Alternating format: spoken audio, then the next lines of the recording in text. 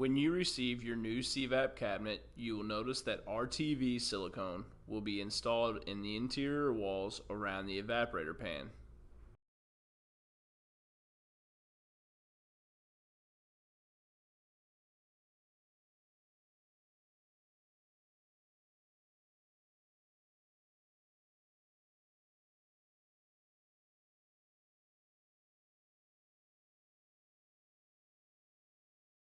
Over time, the RTV silicone will deteriorate due to environmental conditions such as temperature settings and the number of hours unit is in operation.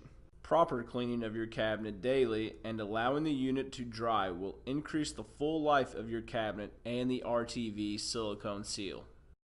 If you do find that the silicone has deteriorated to a degree that you need to reinstall, you will need 1 bottle of high-temp food-grade silicone, also known as RTV, 1 caulking gun for easy installation, and a towel.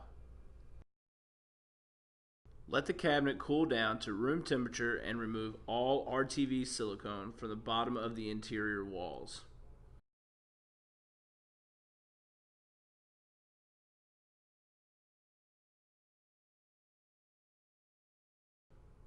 Once the cabinet has cooled and the silicone has been removed, use a caulking gun and install the silicone in between the evaporator pan, interior walls, and also along the top.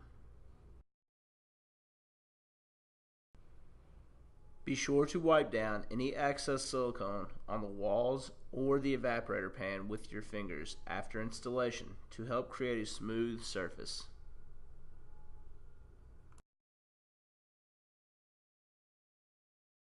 After you have completed the installation, your CVap cabinet must sit for 24 hours, allowing the RTV proper time to cure and harden.